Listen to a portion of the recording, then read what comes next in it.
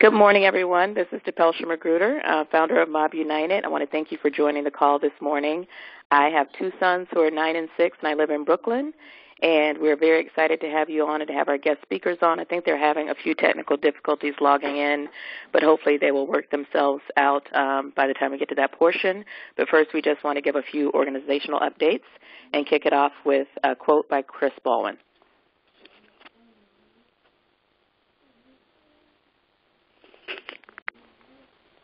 And Chris, if you can hear me, don't forget you have to star 6 to unmute. Good morning. Thank you, Depelsha. Today's inspirational quote from our self-care committee is, "The 3 C's of life: choices, chances, changes." You must make a choice to take a chance, or your life will never change. Thank you, ladies. Enjoy the call. Thank you, Chris. Up next, I just want to give a brief overview of our purpose and mission, especially for our first-time callers. So, Beth, you can go to the next page. So we have 2 organizations who have complementary purposes.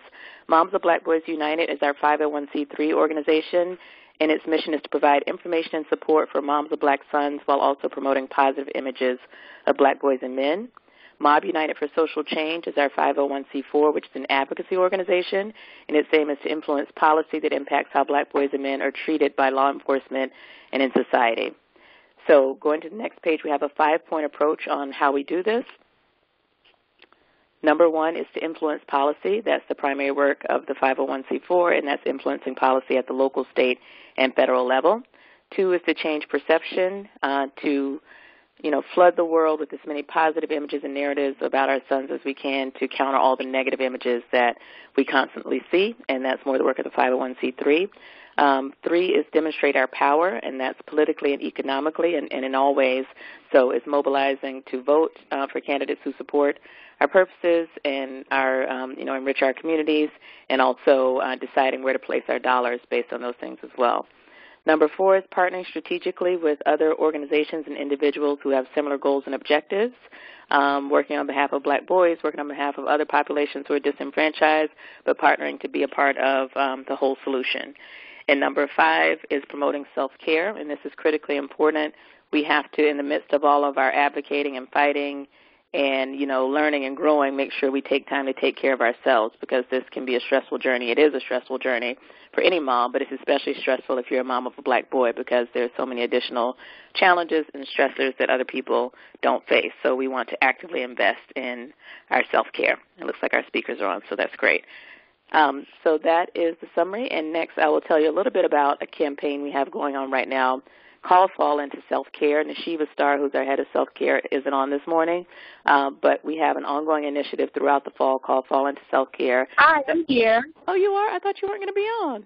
I know. I'm commuting. I'm on. I literally have 2 minutes. I want to. Well, go for it. You talk about it. Hi, everyone. Thank you guys so much for being on the call. I'm in transit. I'm sorry I didn't introduce myself when we were doing intros. My son is 1. I have a 9-year-old daughter too, but my son is 1, and I'm so excited about the Fall into Self-Care campaign. We've been going for 2 weeks already, looking at the 4 components of self-care: the spiritual, the mental, the physical, and the emotional. We've really dived into the spiritual, emotional with some live meditation calls, live prayer calls, and we are going to be continuing those live prayer calls and meditation calls in the coming weeks. So this week, please look out for the live prayer call, which will be done by Kathy McCoy on Monday. We will have a meditation call on Wednesday, and we hope that you can participate in that. You can always look in the events section, and you'll see the information for all of that. In addition, I'm very excited that we will be spearheading our physical component of self-care, encouraging moms to go out there and enjoy some fall activity, whether it's cycling, whether it's yoga, whether it's running.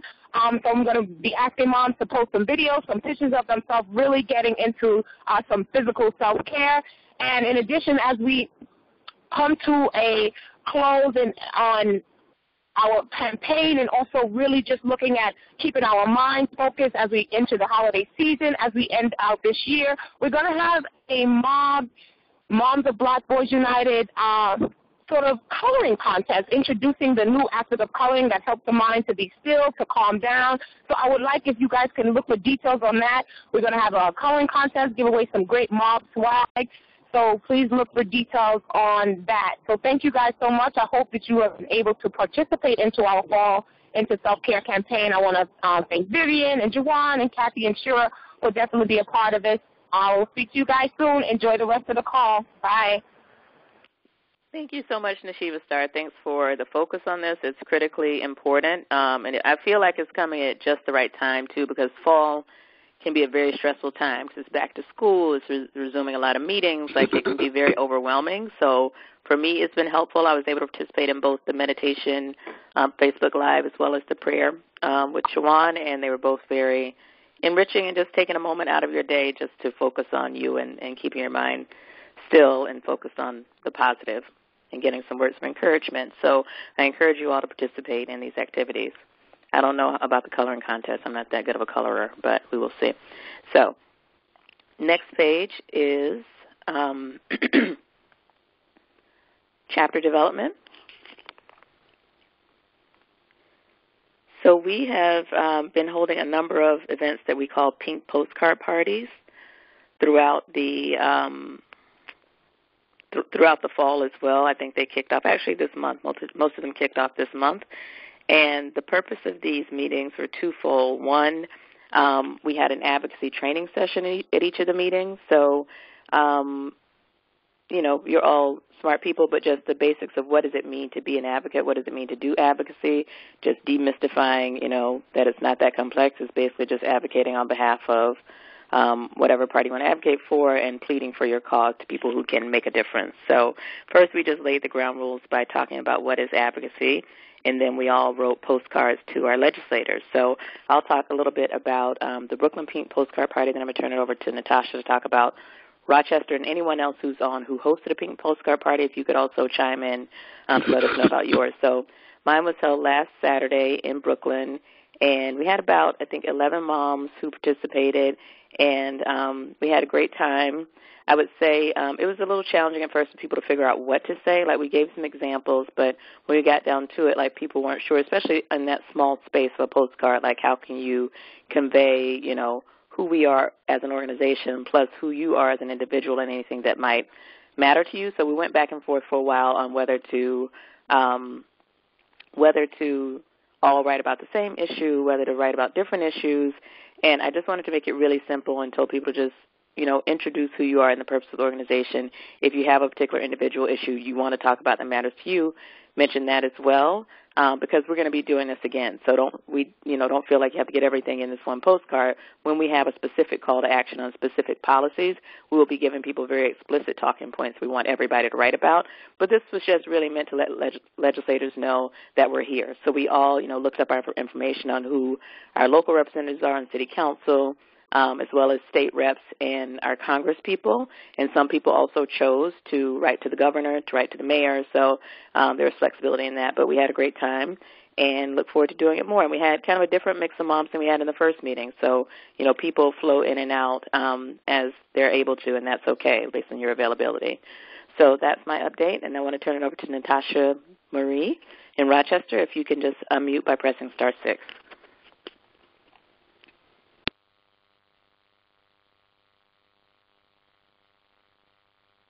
Good morning. Can you hear me? Yes. Hello? Okay, great. Sorry. So, yes, this is Natasha in Rochester, New York, and we also were able to have a pink postcard party. We did ours on Sunday, November 12th, and I can totally agree with the fact that it was challenging. This was a learning experience for me. I've never, ever been involved in anything like this, and I'm super excited about the organization. So I'm just passionate overall about, what this is going to be in Rochester, but it is starting very slow. We had 17 people at our first Woke Mom meetup, and I've tried to continue to maintain those connections and pitch about the Pink Postcard Party, but we had about 6 people Sunday, including myself. So it was a much smaller crowd, but it was okay because we had a more intimate dialogue. And it was, again, very challenging to get people to translate their thoughts into a coherent couple of sentences, because the postcard itself is not a page. It's not, there's not a lot of space, so you want to intelligently get in and get out with a clear thought. So what I chose to do was put some topics in a box. And so I threw on little slips of paper concepts like absentee fathers, police training, diversity in our police force, which is specific to Rochester as given by our mayor. These are specific initiatives that Rochester faces as a crime capital in our entire country, not in the state, but in the country. Rochester has been on the map. So crime is an issue, the police force is an issue, and education. So I put in like a ton thinking we'd have a big crowd.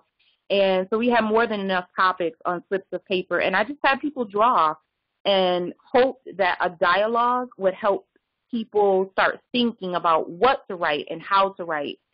And we talked so long that the few moms that were there didn't really feel comfortable actually writing their cards out while we were sitting there. They wanted to go home and ponder and think and give it some thought.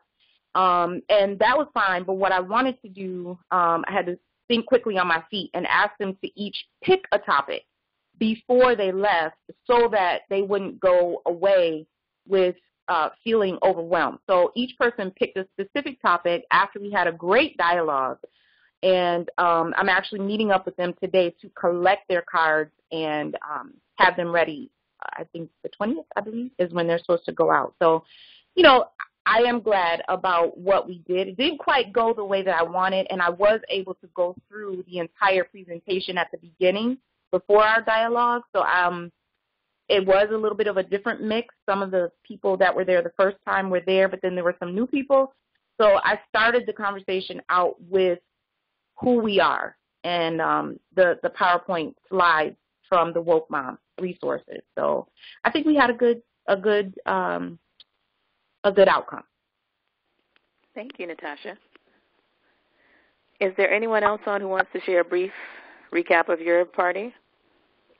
This is Peggy. Can you hear me? Yes, we do. Hey, this is Peggy in the Dallas-Fort Worth area. We had our meetup on last Sunday.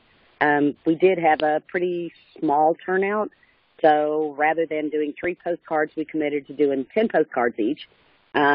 We also took the time to discuss some local issues as well as brainstorm on some ideas to build local development.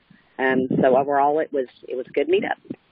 Oh, that's great. I love that you scaled up to make the impact the same, with 10 postcards.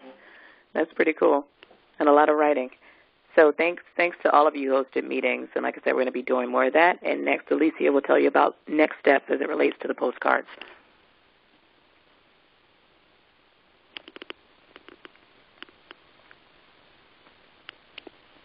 Alicia? Hi, good morning. Can you hear me? Yes. Hi. So in terms of next steps for the postcard, just a reminder, all party hosts who hosted a party should mail your cards on Monday, November 20th. As a reminder, we're all trying to have the most impact, and so we are trying to have all the postcards go out together so that your representatives all over the country will start to receive these postcards. It'll start a conversation. It'll start a buzz. Who's this organization? What are they about? And so reminder to send out your postcards. They'll go out to local, state, and federal public officials. And as Dipelsha has already mentioned, this is really a kickoff to work that we'll continue to do moving forward. So we'll continue to engage with legislators this way. Right now, our Policy and Advocacy Committee, we are organizing for the upcoming 2018 legislative session, and also for the electoral season coming up. And so these postcards are going to be a key tactic in equipping and training members all over the country with key talking points. We're going to have calls to action, and so we're going to equip folks with key talking points that align to those calls to actions, whether they're in response to specific legislative pushes or in response to, an issue that's cropping up at the national attention. So keep posted. We're going to have more postcard parties, and really excited just to see the reports coming back from the parties that have happened. Hopefully, it seems like you all found this a creative and an easy way to make your voices heard, even though people didn't know necessarily what to write. The conversation helped, and that's what I've found personally anyway from postcard parties in the past. So more to come. Thank you all. Thanks, Felicia. Up next, we have a couple of quick updates. We need to move quickly to get to our speakers, but there is an exciting partnership and initiative that we're launching soon that I want Kamari to tell you a little bit about. Good morning, ladies. Can you hear me? Mm-hmm. Hi, how are you? The Education Committee has partnered with the Conscious Kid, and it is a list of positive books for Black boys of various ages 4 to 18. The Conscious Kid Library is a nonprofit organization dedicated to distributing books with positive images and themes to Black children directly in addition to schools and other public institutions.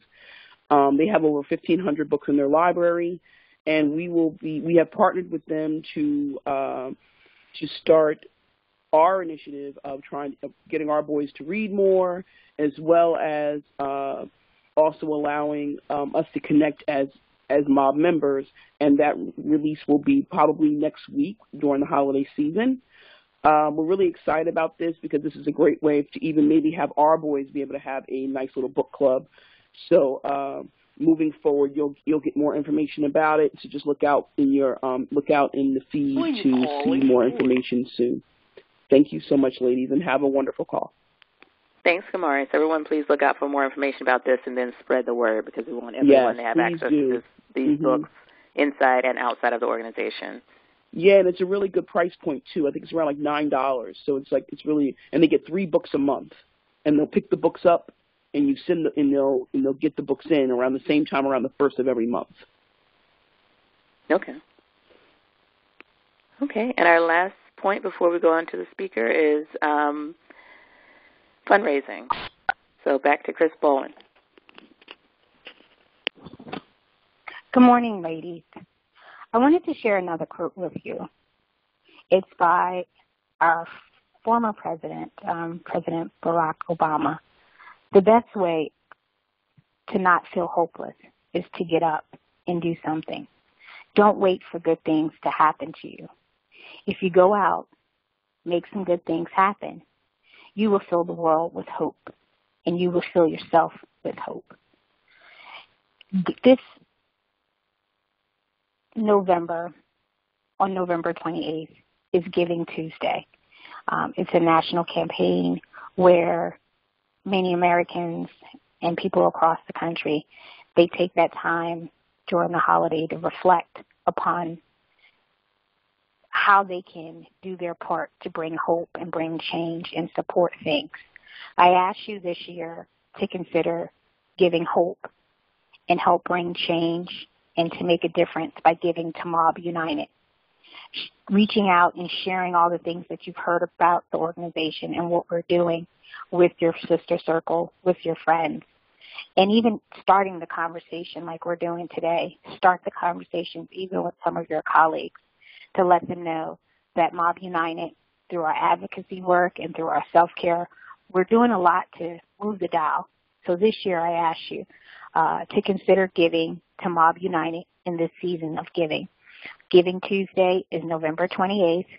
If you're on the call or if you're watching and listening from online, mark your calendar today that this year you're going to commit and challenge your sister circle as well as your families to consider giving for Mob United. Please encourage your family to go to mobunited.org/donate. And your donations will help us continue to put together community forums around the country addressing issues that our Black boys are facing. 2, they will help with workshops in navigating the education and criminal justice system, as what this speaker we're having today is telling us. And we're going to learn more that it's a big task, but we can do it. And with Mob United, that's our focus. And also, lastly, is through seminars, equipping moms through seminars with tips on how to bring out the best in their sons, rather it through be self-care, advocacy work, or being an advocate for them, rather it be at school or in the criminal justice system. So this November, Giving Tuesday, November 28th, we ask you to join us to protect them. Thank you. Thank you, Chris. And like the book list, we want you to spread this message far and wide as well. It's not just for members or moms. We need support from everyone who supports our cause. So up next, we're very excited. We have our guest speakers back this week, the dynamic duo, doctors, Luke and Idara Woods. And I'm going to turn it over to Kamari to just tell you a little bit more about our partnership with them. And hopefully many of you were able to join the last call, but if not, it's up online and you can see that recap. But it was just extremely enlightening, and I just look forward to hearing from them again today. So thank you both so much again for joining. So Kamari? Yes. Thank you so much. We have a great call, ladies.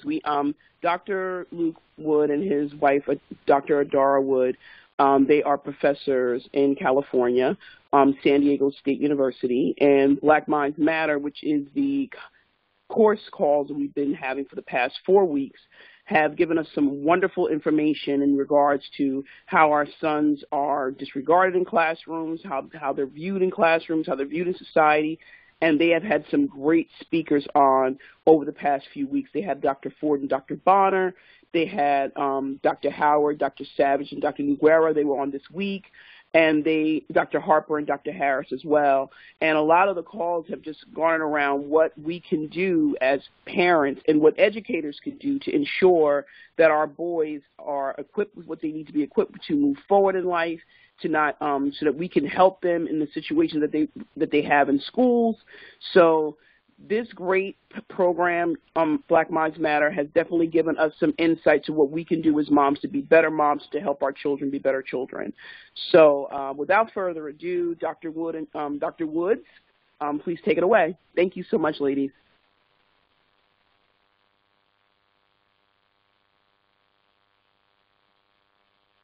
Good morning. Can you hear us? Yes. Okay, awesome. And Luke, are you there? Yes, I'm just pulling it up right now. Okay, awesome. Let's see. I think we're almost there.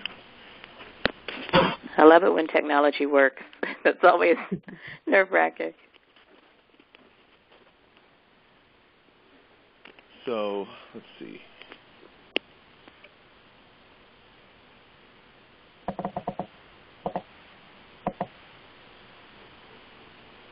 So the PowerPoint's up on my screen, but I don't think it's not showing for everyone else yet. I wonder if there's a short delay, possibly?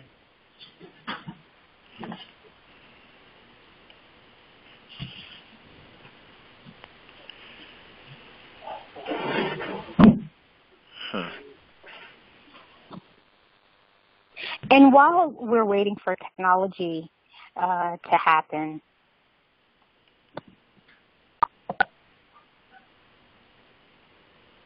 I'm sorry.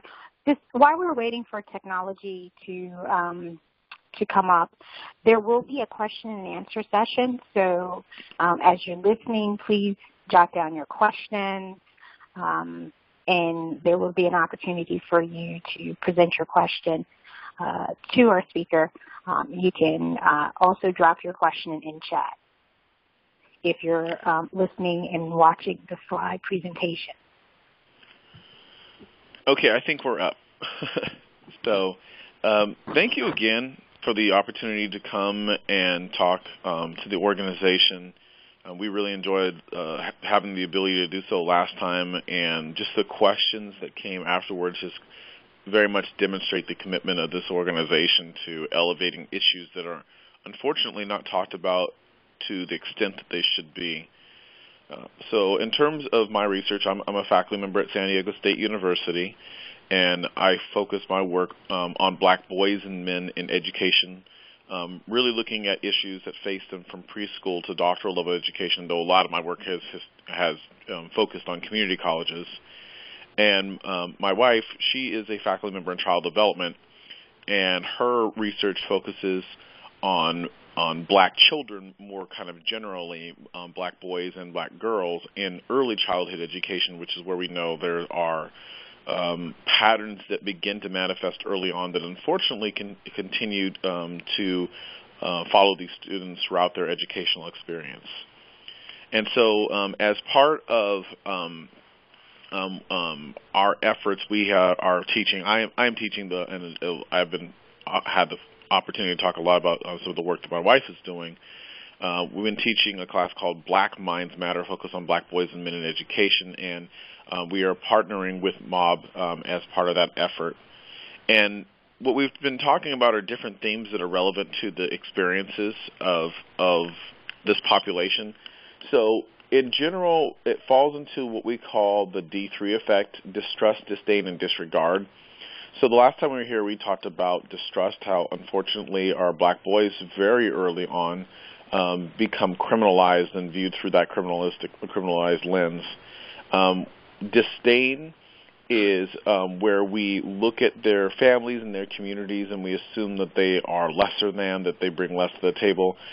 In my work with community colleges, one of the things that I often hear from faculty members is when they see a black male who's in the classroom, the response is to say, oh, well, they don't really care, they're just here for the financial aid, or that they're lazy, or even those who might even be like semi-well-intentioned will oftentimes talk about them in ways where it's still deficit-oriented. So, it's not, I think they try hard, but they just come from communities that makes it so difficult, or they just don't have the type of support where, so those kind of narratives. And so the other one that we see is disregard, and that's what we're going to focus on today. We talked about this on the Black Minds Matter course, but we're going to go a little bit deeper in today, talking about an ascription of intelligence, which is really this notion that our boys are perceived as being academically inferior. They're perceived as being lesser than, as being incapable, and then unfortunately, whenever they experience some sort of success, it's not uncommon then as a result of these very lowered expectations for educators to really not know how to take that, how to interpret that, where to place it. And you'll see some quotes that help to demonstrate that from the work that has been done. So again, an ascription of intelligence is assigning intelligence to a person of color based upon their race, and it's the disregard of what we call the D3 effect. And one of the first studies that I ever conducted was called Apprehension to Engagement in the Classroom, Perceptions of Black Males in the Community College. So while it was one of the first studies I conducted, it actually wasn't published until 2014. So sometimes these things take a long time to get out into the scholarly realm. But basically what it was based upon the dissertation research that I had done. And what I found is interviewing black males who were in community colleges is that I was asking them just a very simple question: what affects your success? And looking at, okay, so what do they say, Rick, really is affecting their ability to be successful inside the classroom? And a lot of them said in that same study, well, it's to the extent to which, I engage in the class and I don't engage.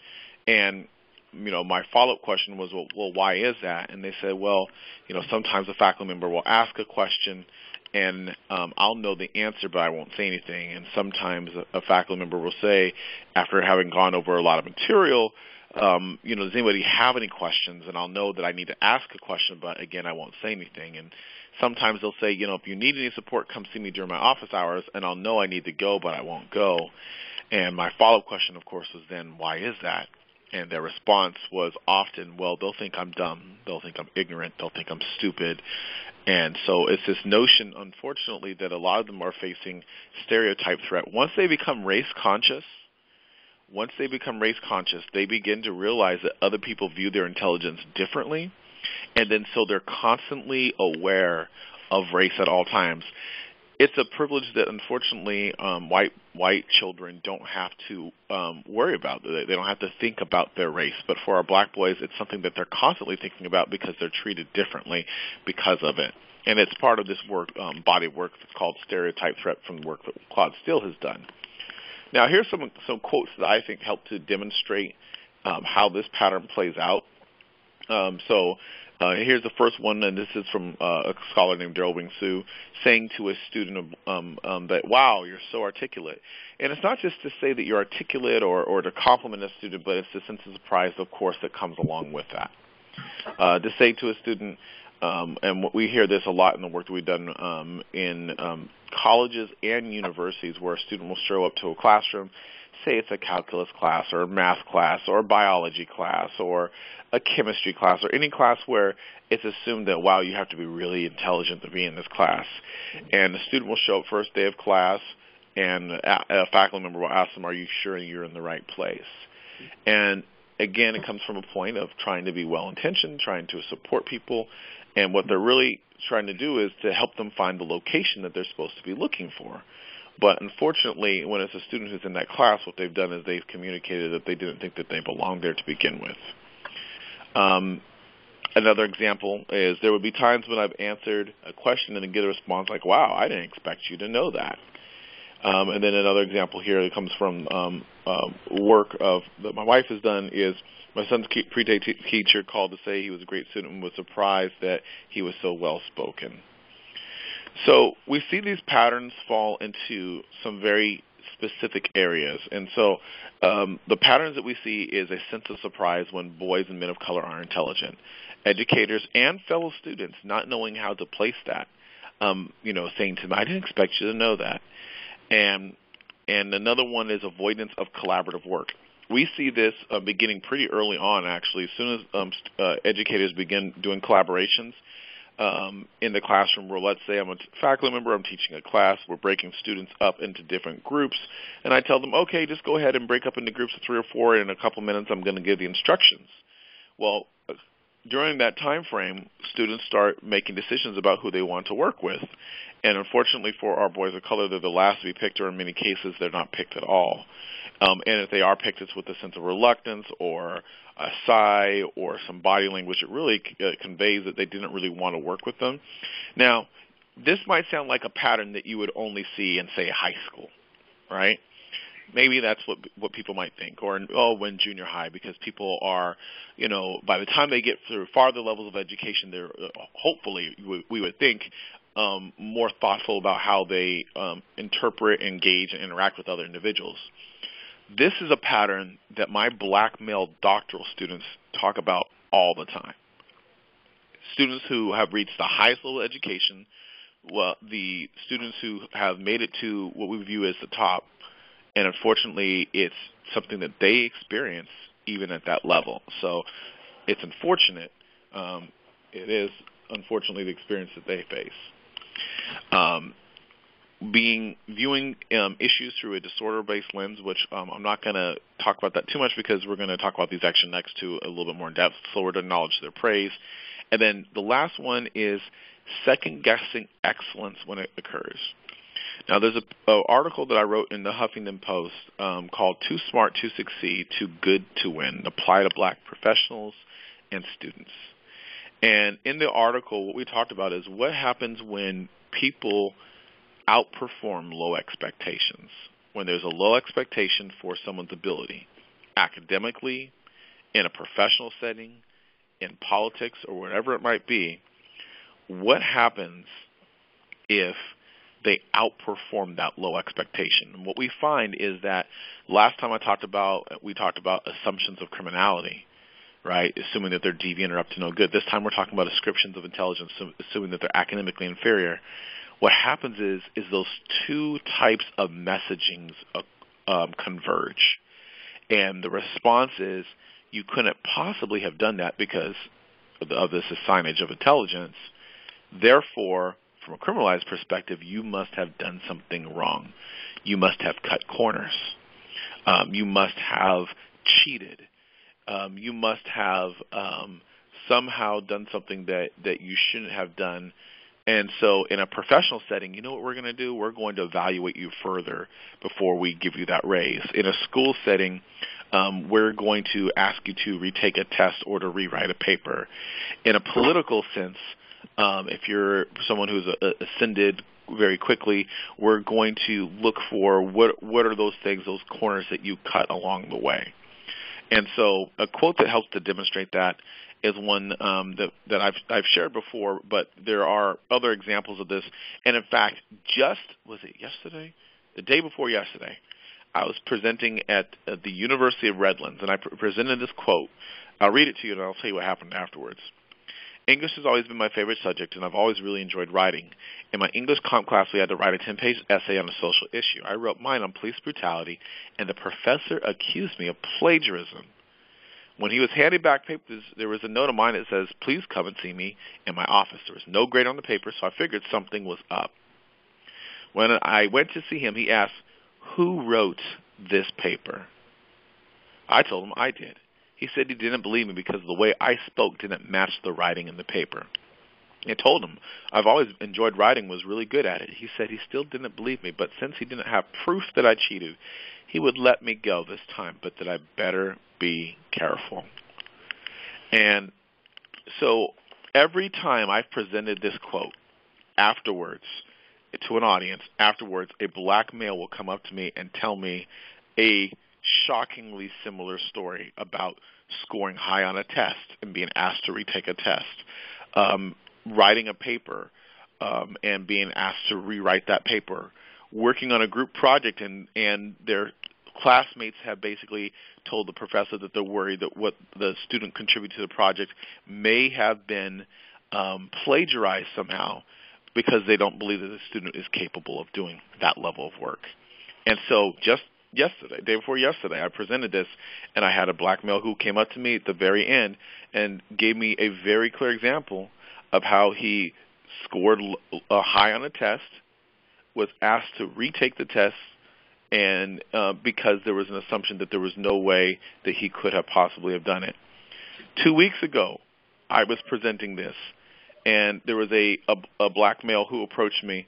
He told me that he had been actually kicked out of a private school because he had scored well on a test, and they didn't believe him that he was capable of doing the work, and so they basically had kicked him out because they didn't believe it was. And see, someone is already, I see comments from other people saying this happens all the time. Yes, it does.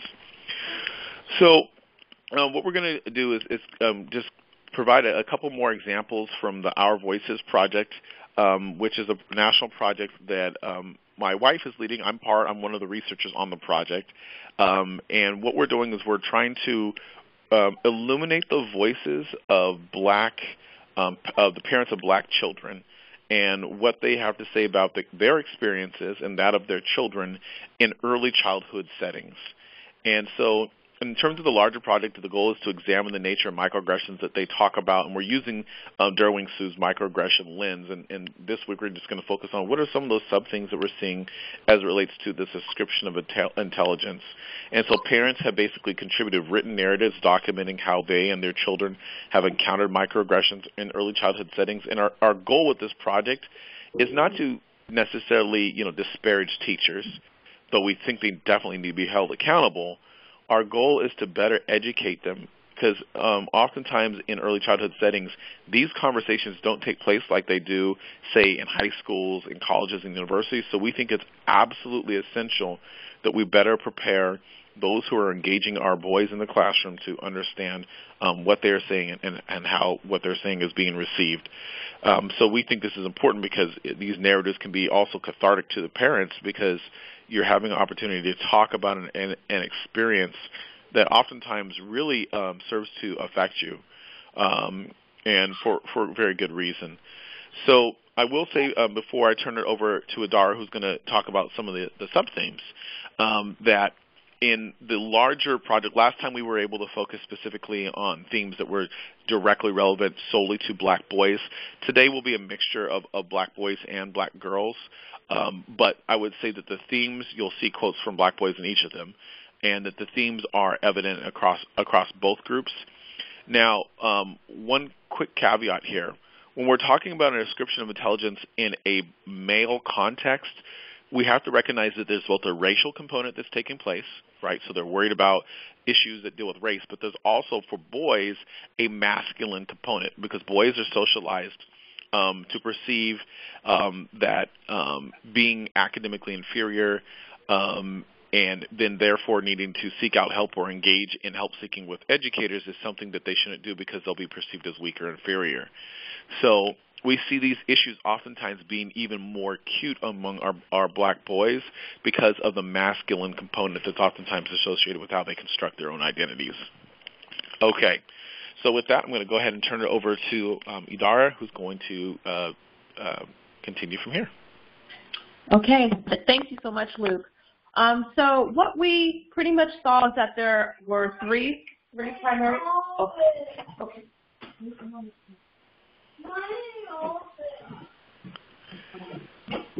That's our son. Everyone's getting up now.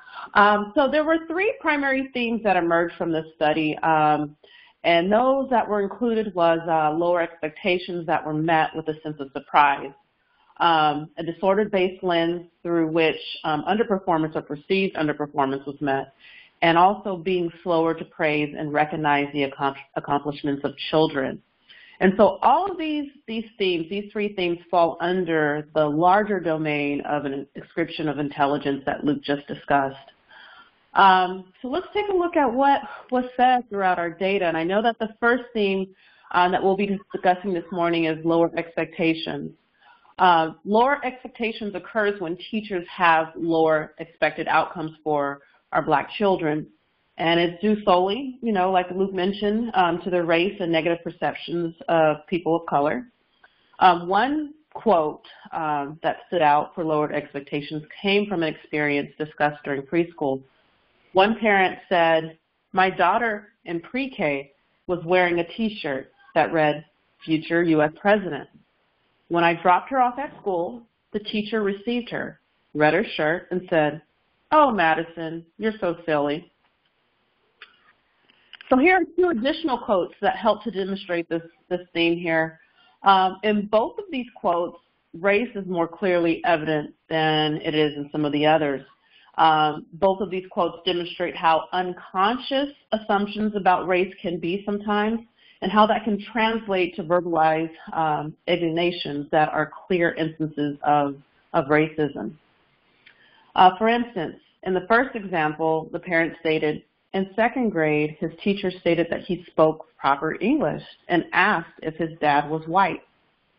So clearly you can see here, based on this experience, the teacher assumed that the child could only be intelligent or speak proper English if they were somehow white. Another similar example here was when race was from a child in a preschool daycare setting. And in this example, the parent stated, "My youngest daughter was in daycare, and she is advanced for her age. A teacher said to me that she is pretty advanced for a black child. I looked at her and asked what color had to do with intelligence. She was speechless. Nonetheless, I pulled my child out of that daycare." Now, it is pretty obvious that what the teacher did not really intend to say that was verbalized, but this experience communicated a very clear theme that black children who are advanced are received with a sense of surprise by some teachers, and that some teachers have difficulty knowing how to interpret. Hey, Luke, can you take it over from here, please? Yes, I can. We got kids we got to try to handle. So here's another thing that says that's part of this same issue here. Let me see. I'm going to catch up to where she was at.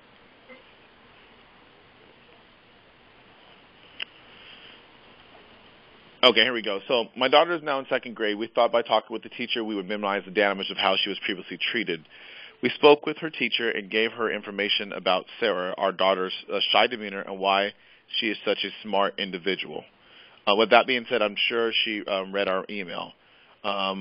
She placed our daughter on reading level of 15 when our daughter was on a 20 in her previous class from the last school year. I asked her to retest her because there was no way that she was performing that low, especially because we had a very productive summer.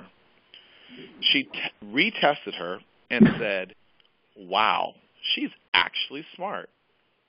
Those words, "actually smart," have stuck with me as a parent. It's been one of the most hurtful responses about my daughter. I'm sure it was unconscious, but painful because there was doubt that my daughter could perform well. And I'm back, Luke. I can take over this next one. Okay. And so our next theme is disorder-based. So this theme demonstrates that Black children in early childhood education are often perceived through a disorder-based lens.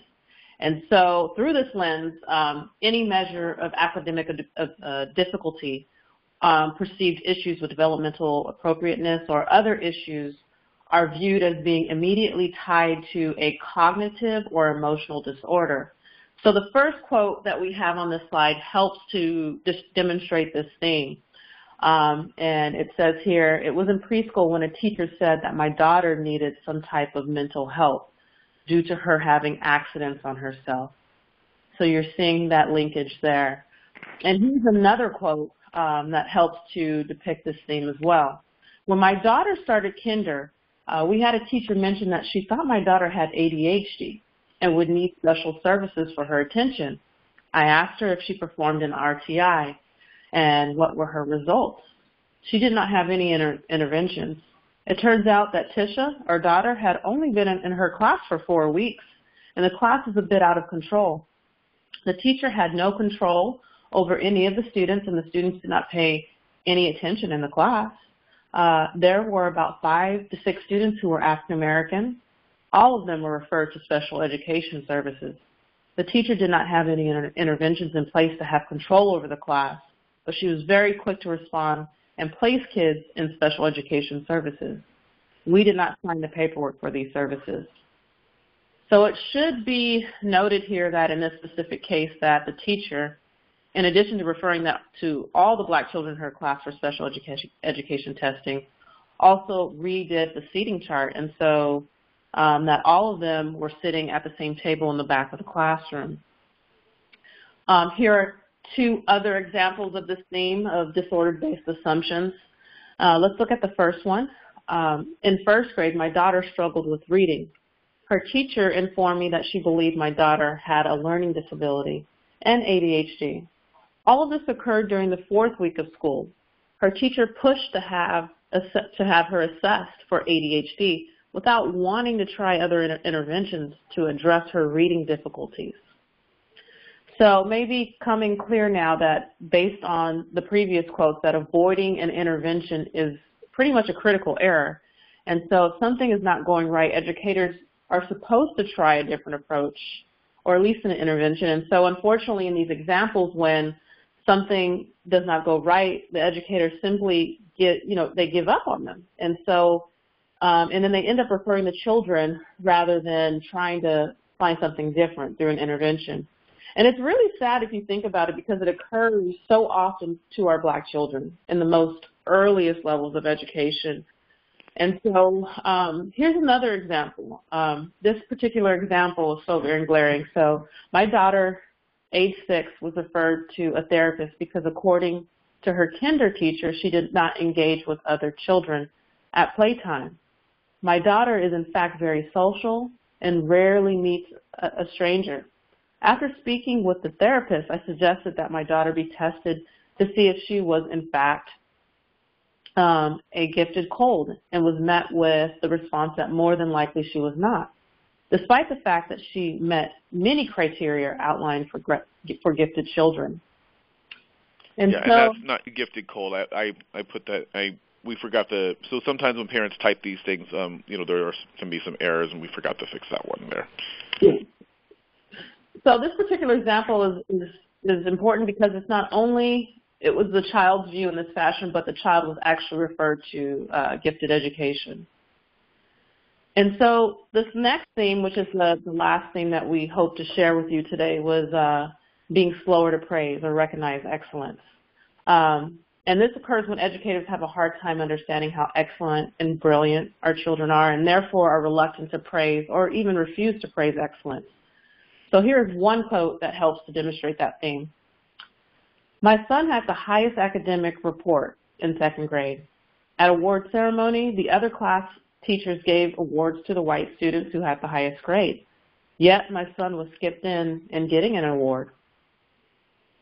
And so here are two more examples of being slower to praise that appears on this slide. And the parent states, my son could read second grade books by the time he was 3 and do math up to multiplication. The school refused to test him and have him move to the appropriate grade, saying they would use him as an example to other 3-year-olds as to what they could accomplish. Then asked what I had done. So in this case, the child demonstrated a greater ability but was not advanced. Through other children may have been, with a similar performance. And you'll see this on another example right here. My son has been making straight A's since first grade. In grade 3, he was passed up for the Beta Club for white students. The Beta Club only had 2 blacks in it. I know because my nephew was in it, and his black teacher had to fight to put him in because his scores were higher than a white child that they still wanted to be in over my nephew. My son's teacher nominated only white children, yet during classwork time, my son always was helping these smarter kids with their work and made better grades with them. So in this quote, we can see that a black child was not given the opportunity to be advanced into a gifted opportunity, and so other children were, and that child ended up, being supported. The child ended up being supported by them. So unfortunately, this theme is evident through the data that we have collected throughout the summer. And so here's another example, the final example I will show you today that demonstrates how this plays out in an award ceremony context. And a parent stated that my son's second grade teacher did not want to acknowledge the fact my son was the smartest in her class. So each quarter, students were rewarded based on their achievements, on what grade students made. She made sure to give out the white children awards with pride and smiles on her face, and even gave each one a little speech on how great they were. Only my black child name was just called with no excitement and just handed his award with no words. So obviously here the experience could be hurtful, very hurtful, and it could result in a child who, is really excited about school, and then it could turn out to him being disassociated with school and academic achievement as well. So based upon this, we find that there are some pretty clear takeaways. One, that they are oftentimes viewed through this in a inferior kind of lens. But this doesn't, this has an effect beyond just, saying that, hey, they're viewed as being inferior. It affects the praise they received. It results in them being viewed as being in need of special education, even in the example here where they are a child who is eventually placed into gifted education, and in general lowered expectations. And one of the things that I say oftentimes in the work with my colleague Frank Harris is that no one ever rises to low expectations. So if we have lower expectations for these students, they're not going to rise above that because we've set a low bar. So the teachers are oftentimes unable to place excellence when it occurred. They didn't know how to handle it. So sometimes they viewed it, in this data here, it was viewed through primarily, hey, we're looking at this and we're just not going to really praise the student, give them the award. I talked about it earlier in terms of context of, the other way in which it occurs is that then they become criminalized and assumed to have cheated. So they're quick to characterize underperformance from a disorder-based lens, and then, of course, this, basically what we're doing oftentimes as educators, or what they are doing, is enacting lowered expectations in our classrooms. So, we talked last time, and some of these are the recommendations that we gave last time, but we feel that that they're still relevant in this case. We have to push to train educators on unconscious bias and microaggressions. Schools of education produce the teachers who are in our classrooms, and very few of these schools, I mean a handful in the country, have programs where students are going through unconscious bias training and microaggression training. What that means then is that they're more likely than to be engaging these in the classroom. So we can't dismiss educators. If they're truly well-intentioned, they'll be open to hearing our voices. But with that in mind, and this was a very powerful quote that came from Dr. Howard when he was on Black Minds Matter, he says, we should also, from the parent perspective, not assume that educators have good intentions. So the kind of mix between that is our role is to advocate for our children. Our role is not to assume that they have good expectations. And however, if they do truly have good expectations, then they will be open to hearing from us. And that's a litmus test for us as parents. Are they open to hearing? And I'll say this, though we research these issues, we experience the same issues with ourselves. He's a black male, and my son, in terms of the experiences that he has in school settings. And so oftentimes that can even be a little bit paralyzing because you're like, exactly what's taking place, and it's like a slow-moving ship that's going to crash. And there's sometimes, it's hard to figure out, okay, even as someone who does this work, how do I turn around the ship? But it really comes to, if they have good intentions, we push them to do what they want. If they don't have good intentions, then we have to do what's necessary, and we have to be advocates, and, we have to be vocal. So the other thing is a takeaway, we're not crazy. When we go through these challenges, it is not simply a function of us over-ascribing issues, or it's not a function of us overreacting. It's true. These are experiences that our children have, and of course, in particular, our black sons. And we can't. So therefore, we can't be. We have to be unapologetic advocates for our children. And lastly, we just conclude, if you want to participate in the project and lend your own voices, there's the URL for that. And at this point, we'll turn it over to any questions or even just comments and reflections you may have. We'd love to hear if there's those here who, see some of this data, have similar stories that you can share, because we think it's important to illuminate these stories amongst our community. So with that, thank you. Thank you so very much. Wow, another enlightening presentation is what I would say. And I think with this one, I was most struck that now I have to be suspicious of the positive comments too.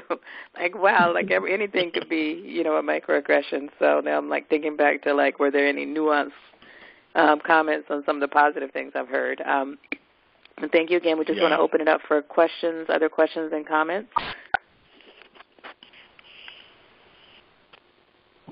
Hi, Gary, go ahead. I have a comment. After participating in Dr. Woods, thank you again for taking your time out your morning to be here for us and educate us.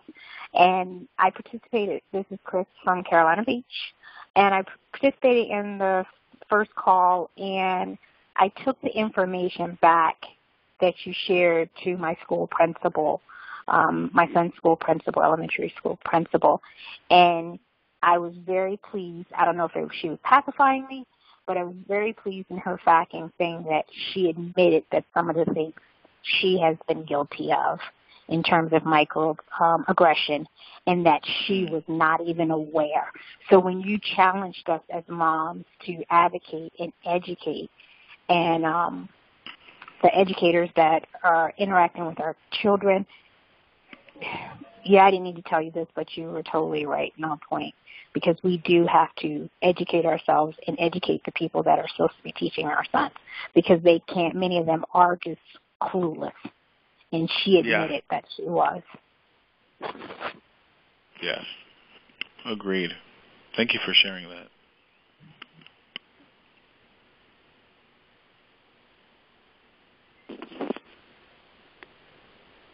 Other questions? And don't forget, if you want to speak, you're on mute, and you have to *6 to unmute yourself. Hi, this is Terry in Maryland, and I wanted to ask a question about the terminology. It sounded like you were mentioning two different types of experiences, microaggression, and then there was another term, and I wanted to know what that is. My next-door neighbor is the assistant principal at an elementary school, and I want to talk to her about that, and I want to be clear about what I mean when I have the conversation. So you mentioned microaggression, and there was something else? Was it a description of intelligence? Hello? Yes, was it a description of intelligence? Okay, thank you. Yeah, so they're actually it's the same thing. It's just one type of microaggression. Okay, thank you for that. Yeah, so there's a taxonomy of different types of microaggressions that we see. Daryl Wingsu's done a lot of work around this, and then my work with my colleague Frank Harris has helped to expand it out specifically to black men. So microaggressions are any times we invalidate or slight or assault people verbally, right? So those are it's typically focused on the kind of hidden messages that we send to people, the subtle slights and disregards, right? Now, there are different types of microaggressions. So we're talking about a description of intelligence, but there's also one that's called pathologizing culture, where we view people as having, coming from communities that are lesser than or lower than, or having communication styles that are lesser than or lower than. There's just in terms of listing them out, the ones that come to my mind immediately, being viewed as a second-class citizen, colorblindness is a type of microaggression, pathologizing culture, descriptions of intelligence, assumptions of criminality. In terms of the work that we've done with men of color, athletic boundedness is oftentimes another type where we assume that they're athletes because they couldn't possibly be in school for something else. So there's a whole host of different types of microaggressions, and so this right here. This is what's sad. This is one of like 15 major microaggressions that our students experience, and we just gave you 3 themes for one of them. So, if we think about the totality of this in terms of how it shapes their experiences and engagement in school, it's pretty sad.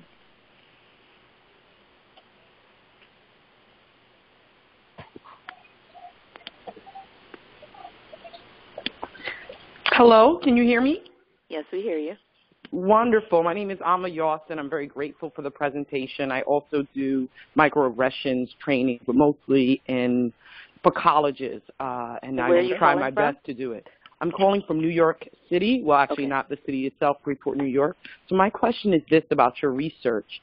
How exactly does it play out in predominantly black environments versus very mixed environments? And what are the nuances between those two when white teachers are in schools that are, let's say, 80% white with respect to the student body and 20% of color versus when they're in schools that are predominantly people of color? So are you talking about a context where the educators themselves are people of color, or we're still thinking white educators but different I'm thinking demographics? White educators, because that is most commonplace, that at least in our area, where the school may be 80% of color, but 95% of the teachers, especially at the elementary school level, are white women. So in that environment where, for the most part, all the students are of color, the student that has to be chosen for Student of the Month and students that have to get opportunity just by virtue of the fact that the school is predominantly of color, those students will be of color. So I wanted to know the nuances with respect to what you see with respect to microaggressions in those varied environments, because it seems as if most of the examples were taken from schools in which black students were the minority. Okay, so and I think that's a good point. I think that we see it manifest a little bit differently based upon that context.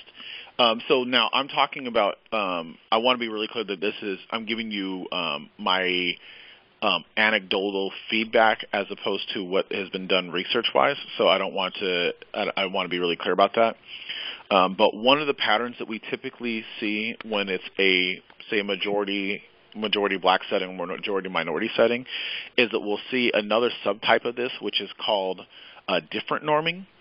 So different norming is where you extol a child. Let's say that there's a black child who is doing well. We extol that child, and highlight them and talk about them to them in a way that's very positive, while at the same time then denigrating their peers. So, that would be an example of pulling, one black child aside and saying to them, you're so smart and you work so hard. Why can't everyone else be like you, right?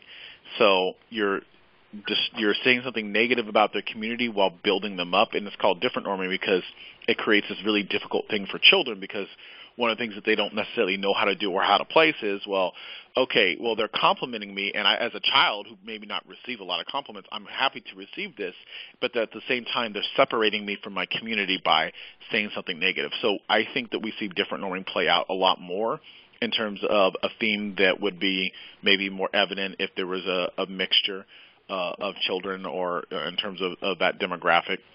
I would say, though, that in general, not all of these examples were from children who attended predominantly white schools.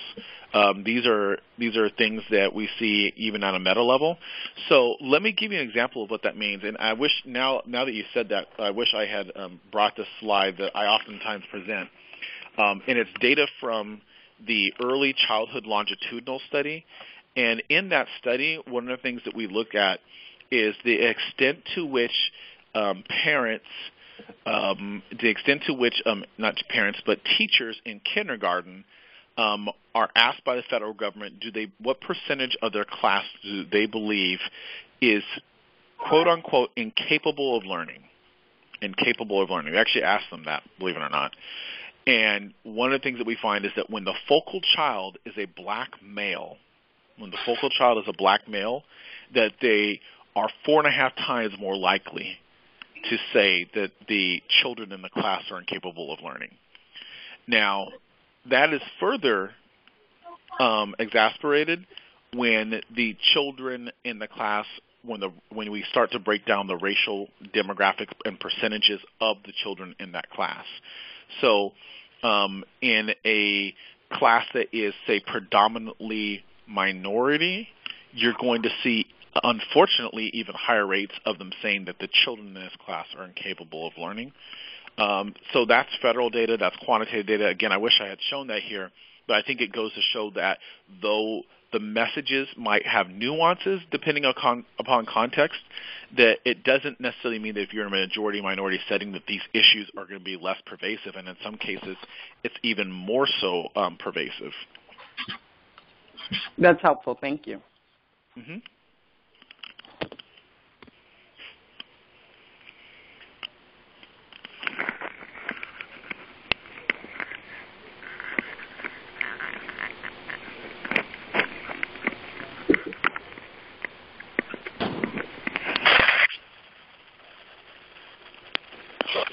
Anyone else? And I would say, a number of you shared in chat that you've had your own experiences. So I think it would be interesting to hear some of your own experiences with some of these issues as well. Hi, this is Shariah Johnson. I'm sorry, I was on mute, so I wasn't able to ask my question. I have a question in the comment, actually. I want to thank you both for sharing this information. It's really been helpful and eye-opening. My son is 20, so he went through elementary school, middle school, high school, and college, and I'm recalling a lot of these experiences that you're sharing, and I can recall one specifically in middle school that I'd like to share with the group. Once my son graduated from elementary school, he was a part of a private school that was ran by a black male and black female here in the Philadelphia area.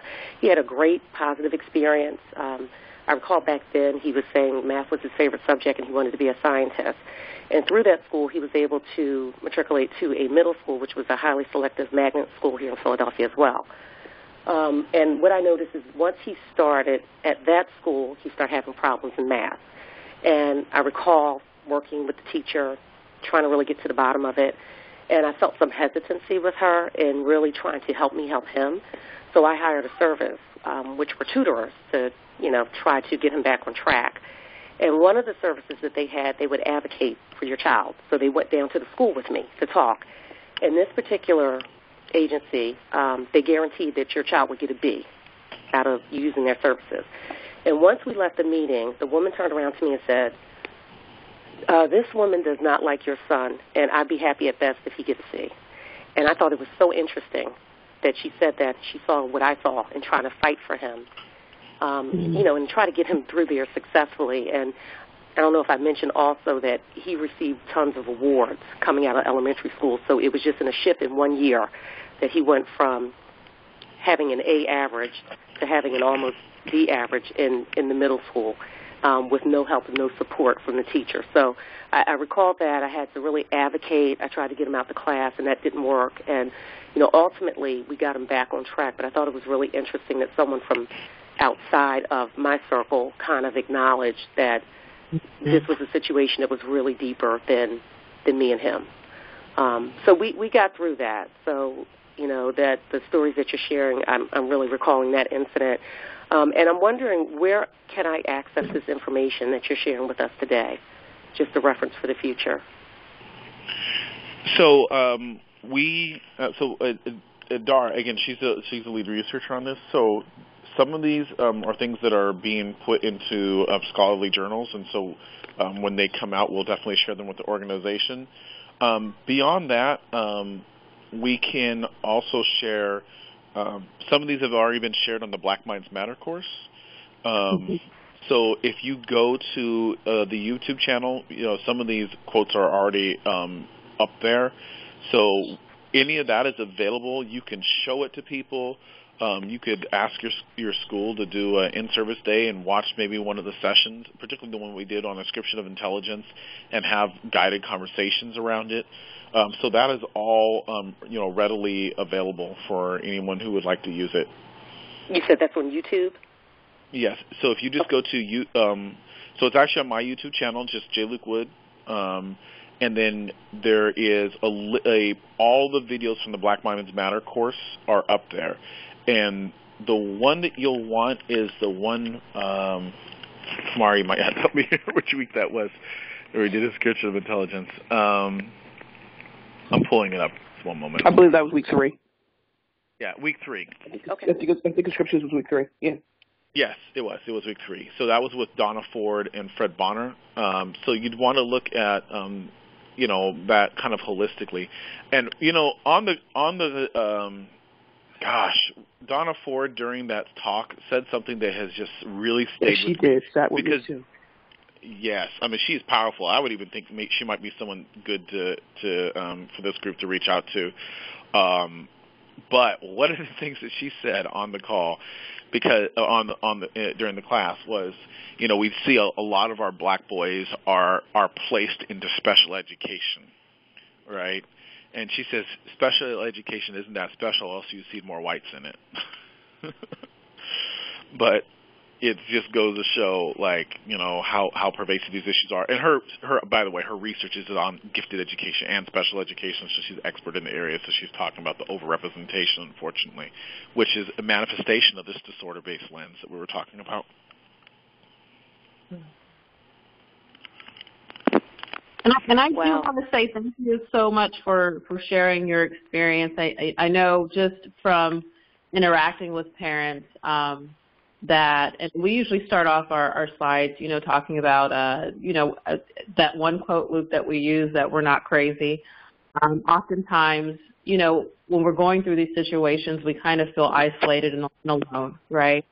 And so it's important to have a community or to have one person, an advocate, for your child, in addition to you, to say, hey, we're not crazy. This is something is happening here and it's not right. And so, I appreciate us having this platform here to talk about our experiences and to share and to show that this narrative that's happening around our children is not right. So, absolutely, and that's the part of the power of being a part of a group that talks about these issues explicitly, because often you can feel like you're alone.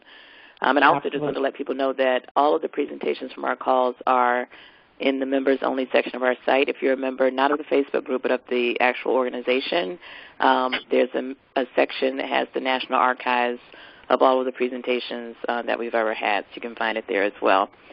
Excellent. I think we may have time for one more question or comment before we close out.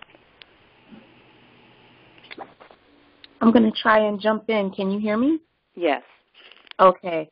This is Tasha in Rochester. I just want to say thank you both so much for this presentation. It's been very informative. And I was just wondering if you can possibly chime in on this issue that we're facing in the city where I live right now. In the news this week, there was a mom whose child came home pretty much covered in urine. And I believe he was a kindergartner, if I'm not mistaken. And so the story was about the outrage of this mom who, I guess her son was being bullied in the classroom. And the teacher, I don't know if the teacher knew or didn't know, but the teacher sent the boy to the bathroom with the other child who had been bullying him. So apparently, the boy peed on him. And as he came home from school, his mom saw him walking off the bus coming toward her, and he was wet. And he started to retell what had happened. And so she contacted the school board, she contacted the school, she contacted the district, and it made the news because they did not discipline the boy. So I did contact I contacted MOB. I'm the only person here in Rochester who is a viable paid member of this organization. And I'm kind of the eyes and the ears. When I saw that, my ears perked up, and I was outraged. So the rapid response team from MOB contacted me already, and, I'm not sure if anything can be done, but I guess I'm asking, with situations like that are very real and very wrong, are there practical things that we can even do to combat that and to fight that, these teachers absolutely need training? Yes. And that's an understatement. Yeah, well, there's a couple things that come to mind. So first, what you're talking about is a pattern that we talked about actually a little bit on the last Black Minds Matter. It's part of what we call reverse causality. So typically what happens is when our black boys are treated poorly in school, the response of educators is either to ignore it or to actually blame them for being the cause of it. That experience is something that we see, unfortunately, far more often. I mean, the extent of it with being actually peed on is obviously more extreme than what we would normally see, but the notion of it being disregarded, because you have to understand, our children are viewed through the humanized fashion. So if they had been a white girl that had been peed, could you imagine the horror if a black boy had peed on a little white girl? Can you imagine how quickly he would have been expelled? Absolutely. Right? But our children aren't viewed as children. They're viewed as men, right? So they're therefore possibly even deserving of the mistreatment, or at the very least, do we really care? So it's really interesting how those things play out. So things that can be done, yes. One, holding the school accountable. What the mother did by bringing it to the media is one of the most important things that you can do.